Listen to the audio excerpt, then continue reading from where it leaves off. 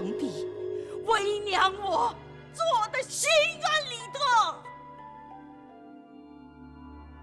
从今以后，我大周再无冤狱。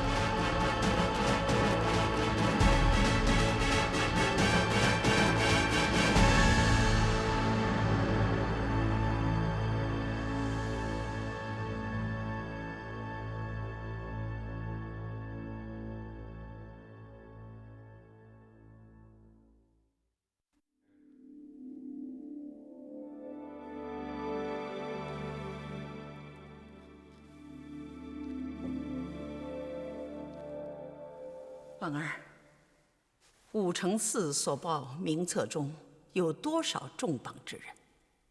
回陛下，一共36名。殿试之中，由朕钦点及第者一共多少名？回陛下，一共20名。落榜16名，皆为何人？落榜者皆为直入京师之人。直入京师之人，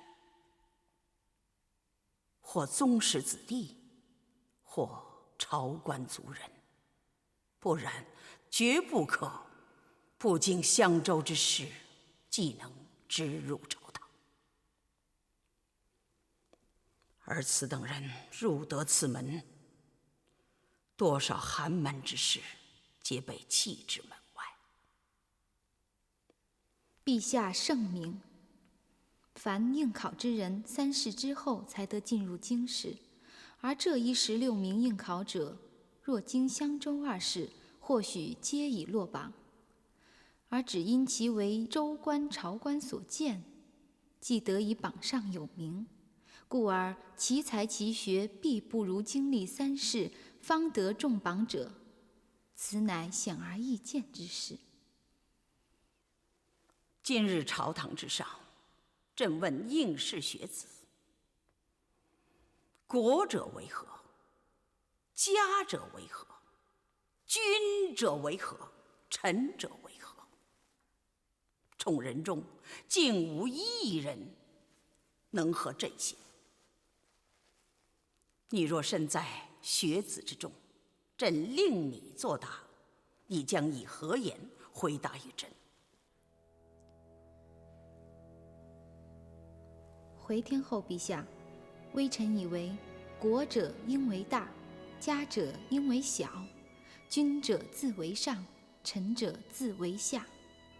知大者必不因小而失大，知上者必不因下而犯上。所以此大小上下4字，在为臣者心中合而为一，即合一个忠字。由此忠字，为臣者既会为陛下尽忠，为社稷尽责。微臣以为，天后陛下此问，乃欲知臣下是否忠在其心。有此心者，则方可为社稷之臣。只可惜，你不是男儿。你若应试，定会名利千谋。婉儿谢天后陛下看重，婉儿跟随陛下已近10年，所见所学，皆非学府所能得知。你之所言，甚合朕意。朕之朝堂，应则尽忠于朕之人。报！启禀各位大人，河州要犯东平王李慎已押解到京，是押到衙门里，还是押往丽景门大狱？请大人明令。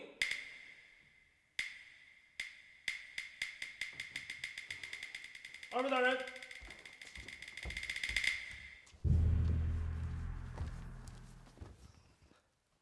二位大人，这位东平王殿下是来某至交，来某能有今天，全凭这位大人提携。来某恳请二位大人，此人由来某来审，可否？来大人，此处乃肃正台衙门，不是可叙旧情之处哦。来某明白，请周大人放心，此人曾是来某近身之接，如今更是如此。来某岂可因旧情而废公事，废来某的前程？既然如此，就由来大人审吧。来某谢过二位大人，直接押往大狱。是。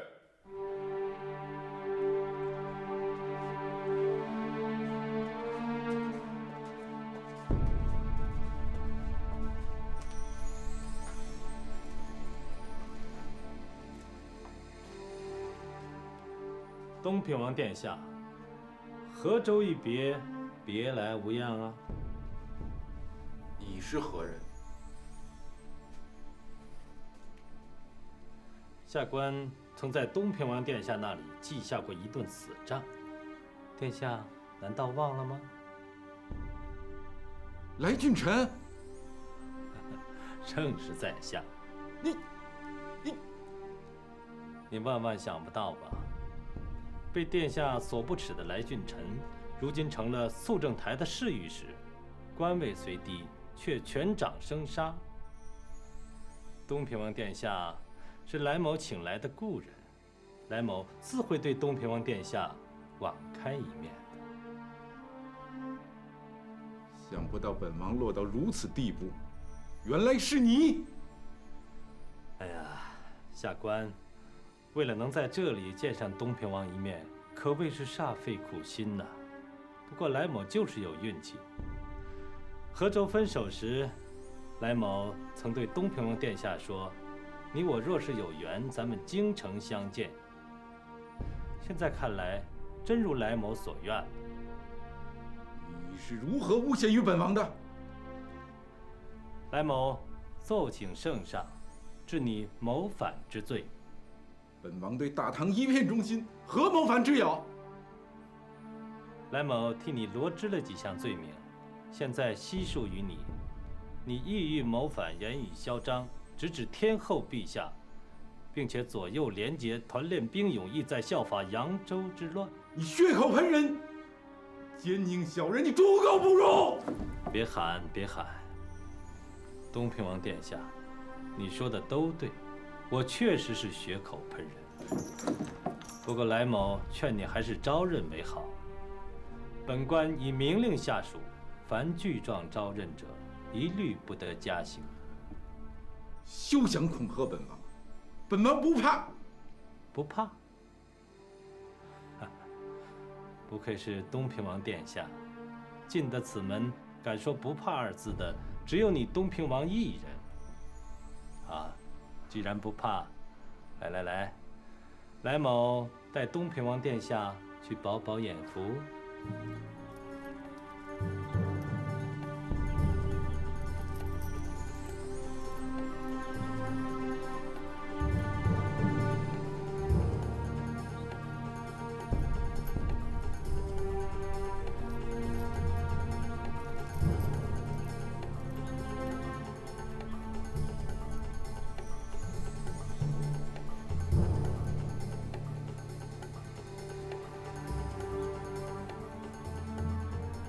这一件叫凤凰晒翅，这一件叫仙人指路，这一件叫求破家，这一件叫反事实，还有那几件是件件精彩。不知东平王殿下相中了哪一件呢？想不到我堂堂帝胄宗室，如今倒落在你这小人手里。我若有走出丽景门的那一天，一定要将你碎尸万段！小人，你已身在丽景门内，还只知摆你东平王的臭架子，大呼小叫，却不知自己错在何处。来某告诉你，你错就错在生在李家宗室，错就错在得罪了一个叫来俊臣的人，错就错在当时没有执意落下那顿死仗。闲话不续，东平王殿下，快选个死法吧。吴王落得如此下场，看来是命里注定啊！小人，随你吧。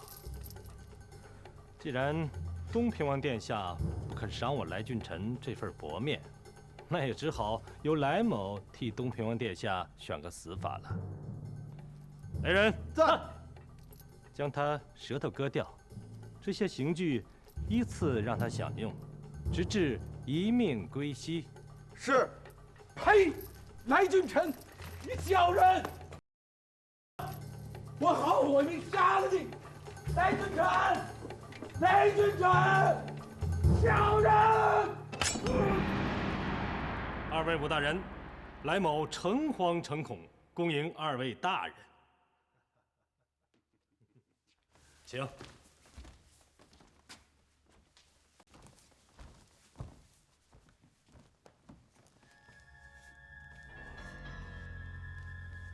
来大人，大人，里边请。请。好，请。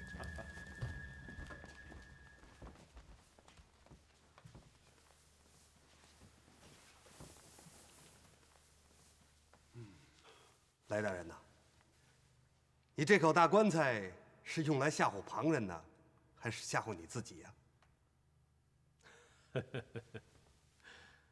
既吓唬旁人，亦吓唬自己。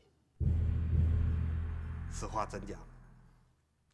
此棺置于正堂之上，旁人见我来某已将生死置之度外，必对我另眼相看。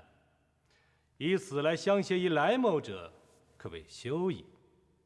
我既不怕，则人必怕我，此即为吓唬旁人。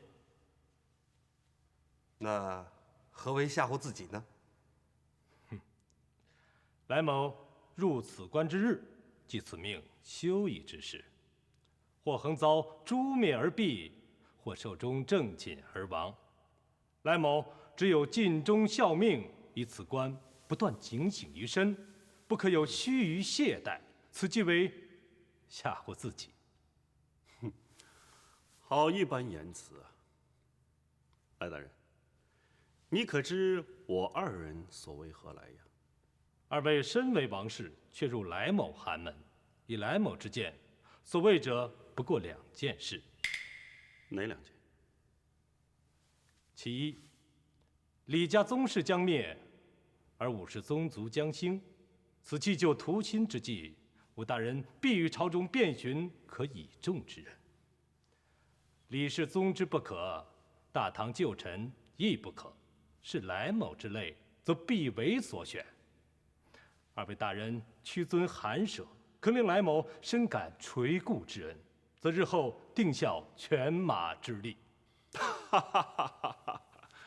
看来世上之事，无不被来大人参透。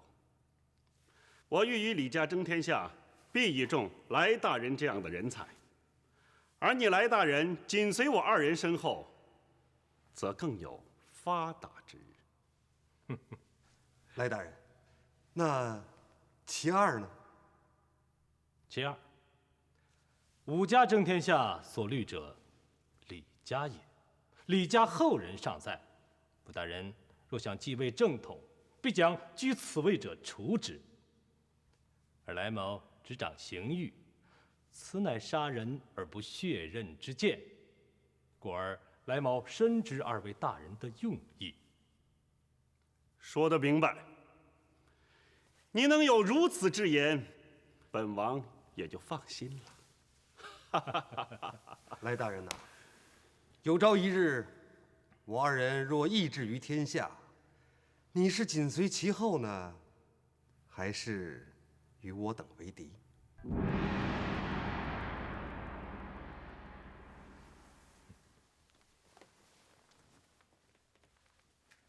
来某承蒙天后陛下恩宠，不敢不效死力。二位大人若尽忠于天后陛下，来某则与二位大人为友；二位大人若以天后陛下为敌，来某亦与二位大人为敌。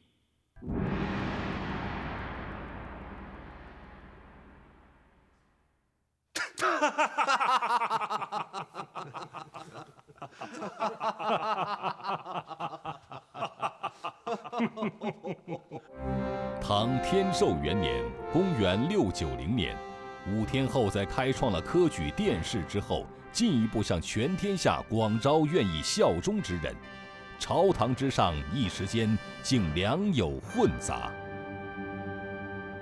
堂上自荐之人报上名来。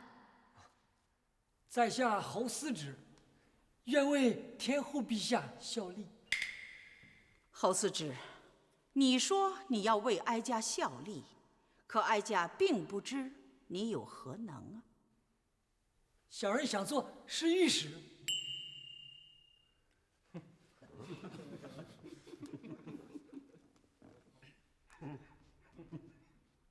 婉儿，给他一篇奏章，让他念念。是。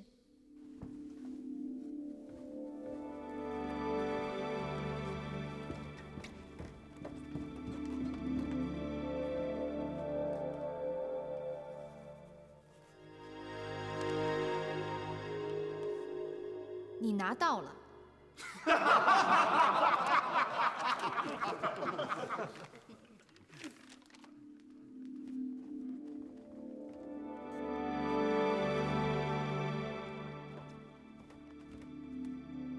侯思止，这奏章上之字，你识得几个？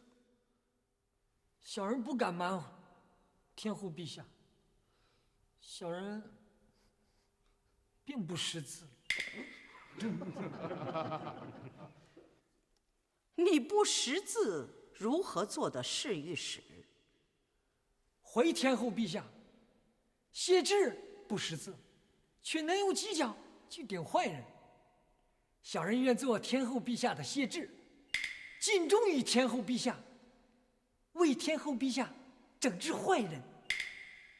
想不到你还能有这等见识。好，就封你个侍御史。你要尽忠守职，不要辜负朕之众望。微臣感谢天后陛下深恩。诸位爱卿，朕意在尽显朝廷用人，不拘一格。各位身边若有愿为朕尽忠之人，尽可向朕举荐，朕会择才适用。招不招？招！大人，大人，这不知道，大人，我叫你不出，我叫你不招，我叫你不招，看你招不招！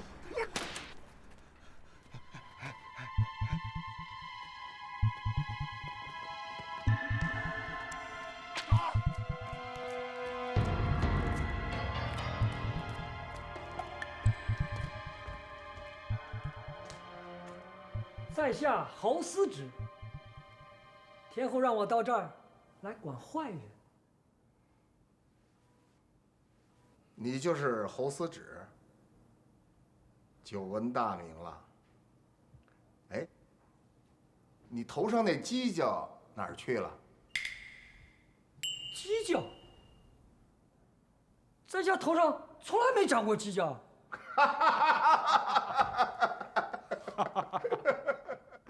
侯大人，在朝堂之上，天后陛下问你之时，你是如何作答的？天后说我不识字，如何做得御史？我说谢志不识字，可却能用犄角去顶坏人。我愿做天后陛下的谢志。你因这番话得到天后的赏识，可是你要做谢志，没有犄角，如何做得啊？这个，你那番话是谁教你说的？没人教我说，是在下自己的话。骗到我等头上来了。侯大人，你可知此为何地呀？这儿啊，丽景门呀。此处乃刑狱之地，我等是专管推案审案，再严的嘴巴，我等也能将它撬开。你不老实，我就让你上刑，看你说是不说。别上刑，别上刑！我说，这话是高原里教我说的。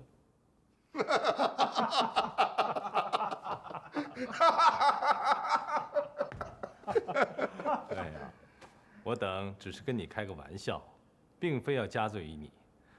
你既得天后陛下的赏识，那你我既是同僚之属，日后随我3人共同为天后陛下效力就是了。谢谢来大人。来大人，一干人犯全部押到，请大人处置发落。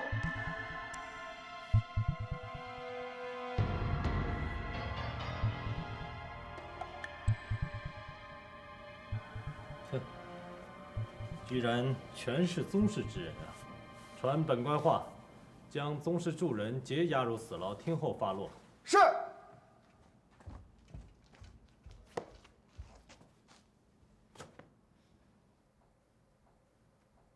审都没审，就往死牢里押。依来某所见，众臣到此，我等皆要看天后陛下的旨意，十有八九可得生还。若宗室到此，十有八九必死无疑。来大人高论，在下记住了。你不是要管坏人吗？就由你去管这些人犯好了。去吧。我想审案。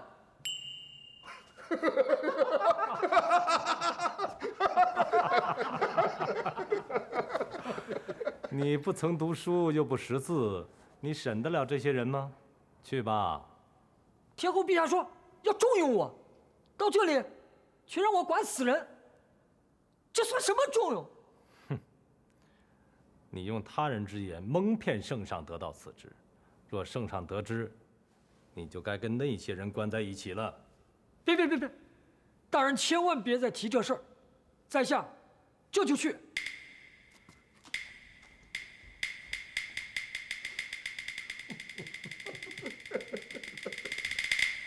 诸位爱卿，先帝在世时，曾力行养民新政，深得朝野称颂。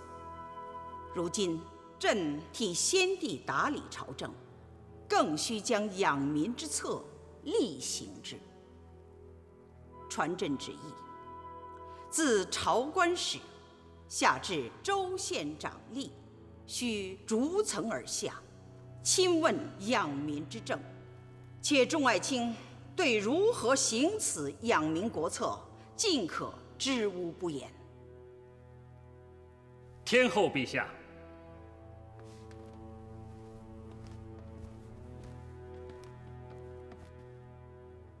微臣以为，此养民之策欲进行之，须先取天下之人心，而欲取天下人心，当务之急乃是行仁政，止之欲事也。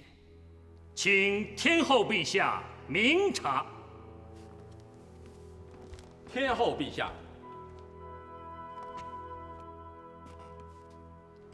微臣徐有功复议陈大人之言。如今丽景门内已自成一统，朝臣为之如虎如狼，皆称来大人、索大人为来索，亦即前来索命之意。我大唐律法于丽景门内早已成为一纸虚文。若不将酷吏之治禁止之，则我朝堂再无宽和之态，生民更无尽欢之日。望天后陛下明察。依爱卿之见，该当如何？撤铜轨，诛酷吏，止治狱，唯如此，方可保我朝堂之清正。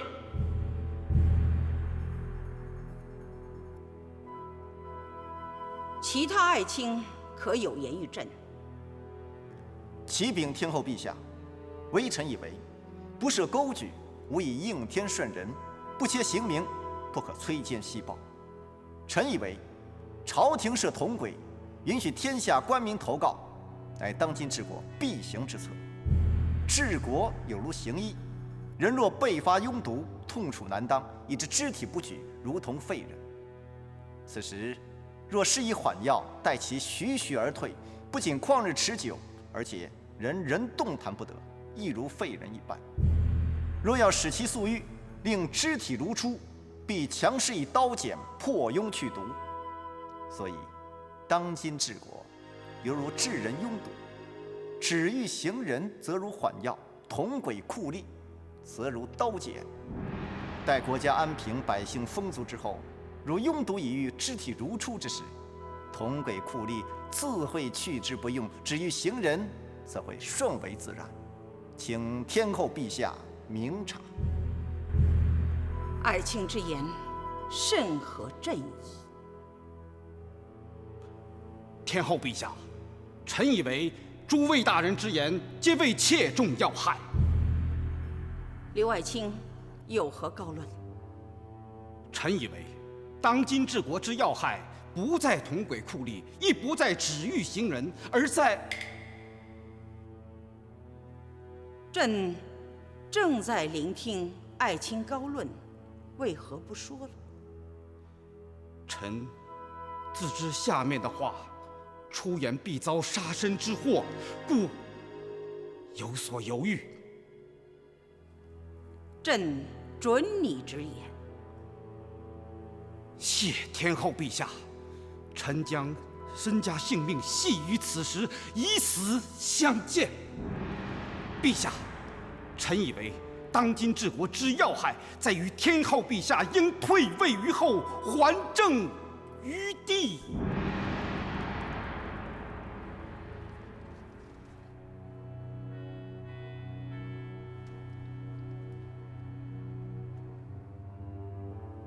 刘爱卿，你说让哀家退位于后，还政于帝，此事哀家再三为之，你可曾记得？臣记得。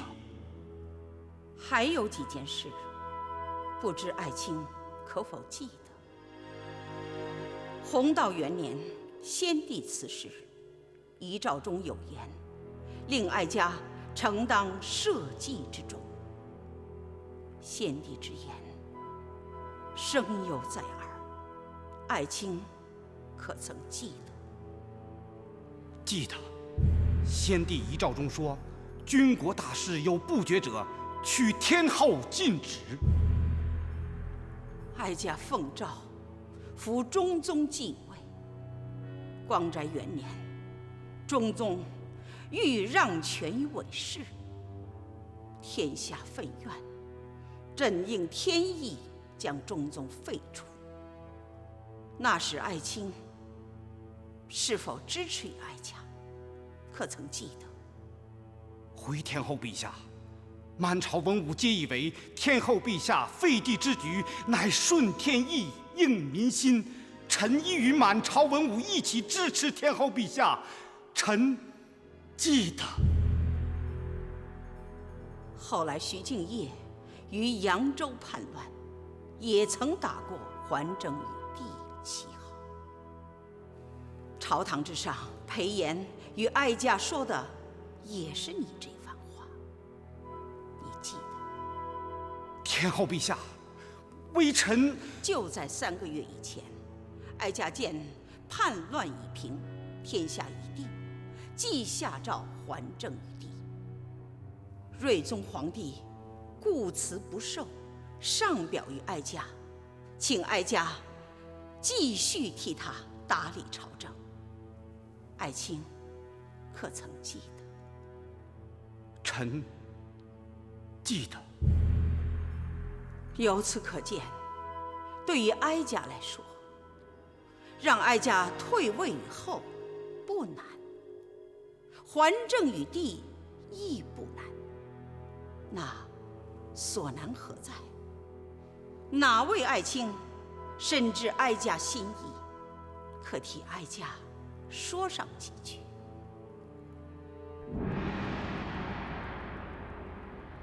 难就难在，若是再来一个徐敬业，谁可立定朝堂？徐敬业叛乱40余日，即告平息，海内晏然，纤尘不动，这是为何呀？尔等想过吗？就是因为宗室造反，乃为一己之私，并不为天下百姓。那几位叛臣以为振臂一呼，加上骆宾王咒骂哀家那篇美文，一定会应者云集。可是如何呢？尔等何人想过天下百姓？你等引经据典，说三道四，无非因哀家是个女人，女人则不该居于此位。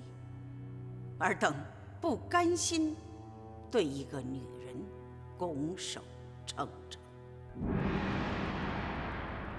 天后陛下，徐有功等人妄言犯上，若不将其治罪，则陷我朝堂于无序之境，请天后陛下明察。知臣附议。臣等附议。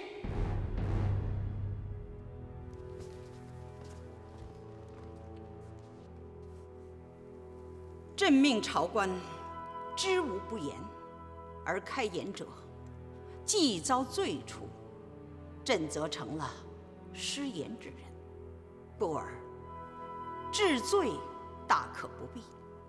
不过尔等久居朝堂，对民心民意毫不知晓，只是空口轻谈，亲历生民之苦，方知稼穑之难。传朕旨意，将徐有功、陈子昂、刘威等人放至州县，令尔等身体力行，养民之策，有朝一日攻返朝堂。那时候，朕再看你等是否仍出此言。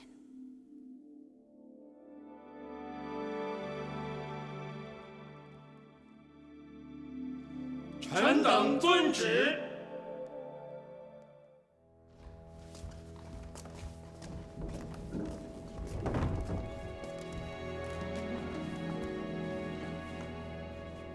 启禀天后陛下，直臣所辖之永昌县内发现一瑞石，石本生自天然，但此石之上圣母伶人永昌帝业8个大字分明可见。直臣以为此乃天意之所现，故直臣请天后陛下酌加圣母神皇之封号，以应上天垂顾之意。天降瑞石，你可取来令朕一观？是，陛下。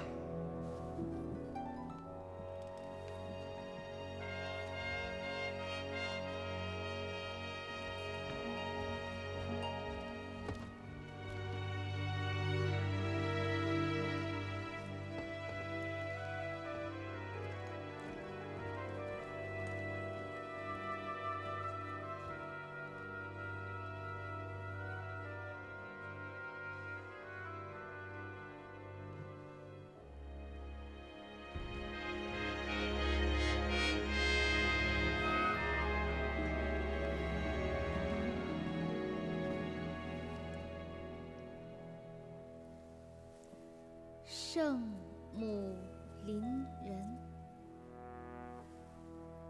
永昌帝业。上天垂鉴，受益于人，可喜可贺。启禀天后陛下，直臣以为，此祥瑞之兆，实属亘古未有，应使之永继于后世，而唯有敬神之所，方可与此其时相配。故直臣提议，应建明堂于神都之内，以其永传后世。天后陛下，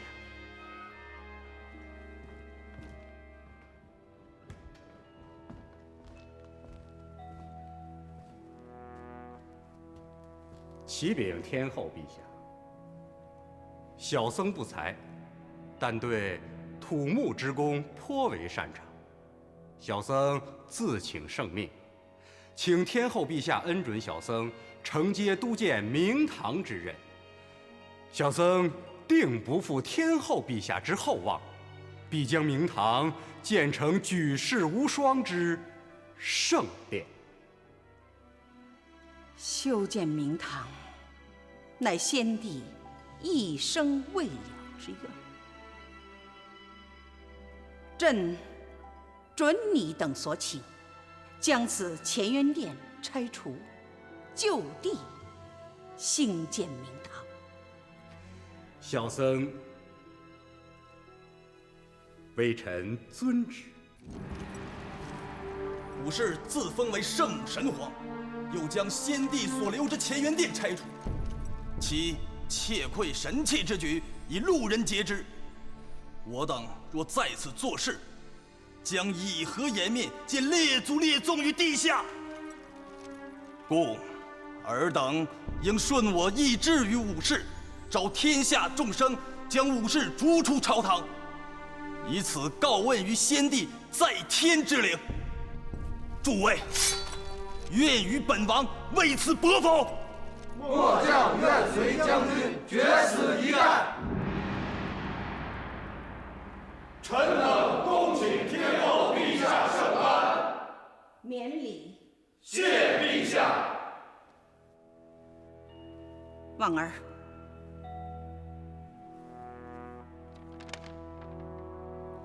豫州外报，豫王李真以其意志告示天下，与我朝势不两立，并于前日率逆军攻下上蔡，声言不日即直逼东都洛阳。众爱卿，4年之前，徐敬业扯旗造反，一时浊浪翻腾，瘴气弥天。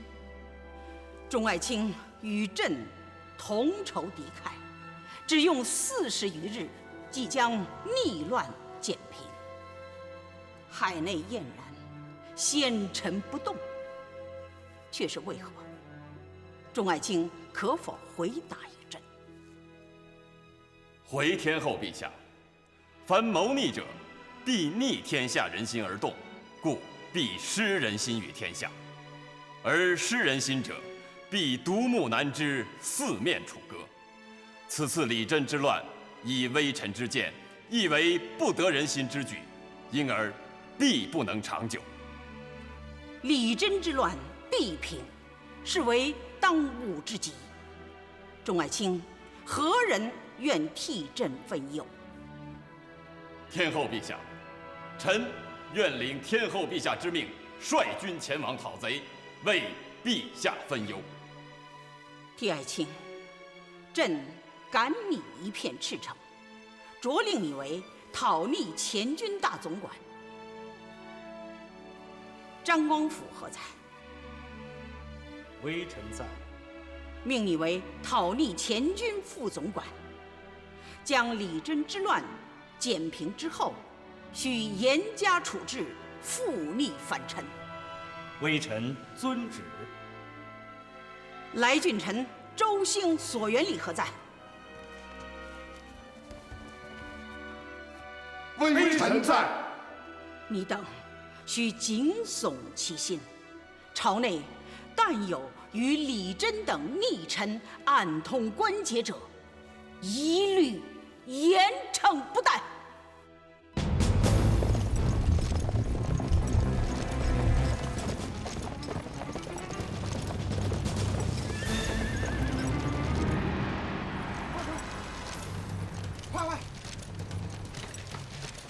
呈上叛军，听着！我乃大唐文昌左丞豫州刺史典解，奉诏平叛，功在必胜。你等即刻传话，命叛王李真速速回话。命叛王李真速速回话。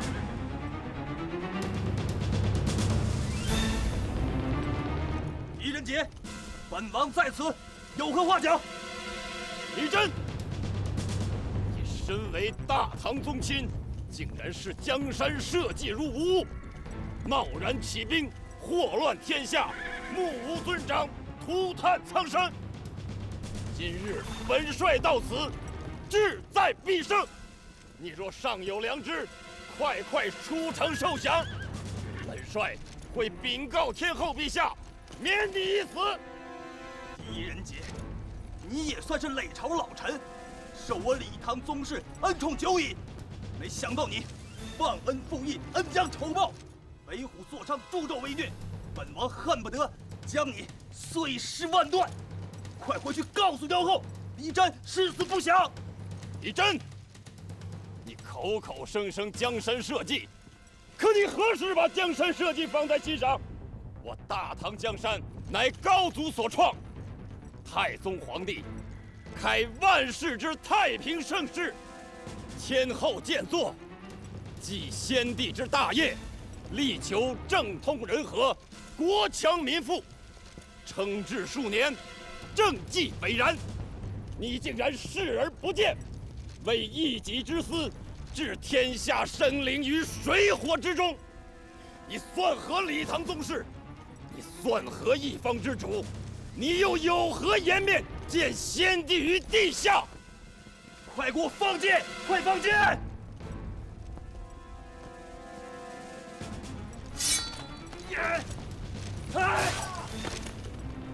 城上军士听着，大军攻城在即，兵刃无情。你等家有老小，何必为贼卖命？若再行负隅顽抗，便是自绝死路。你等身遭戮灭，还会殃及家人。